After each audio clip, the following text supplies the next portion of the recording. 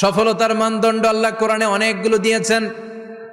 কোথাও বলেছেন ক্বাদ আফলাহাল মুমিনুনাল্লাযীনা হুম ফী সালাতিহিম খাশিউন, সফল হয়েছে তারা, ঈমান এনেছে যারা।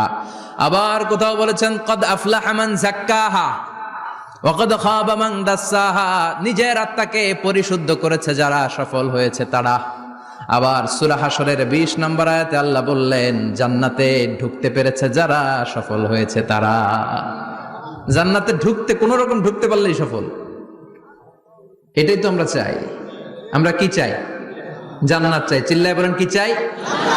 মালিক তুমি জান্নাতে, তোমার পাশে আমায় একটি ঘর বানিয়ে দিও, একটি ঘর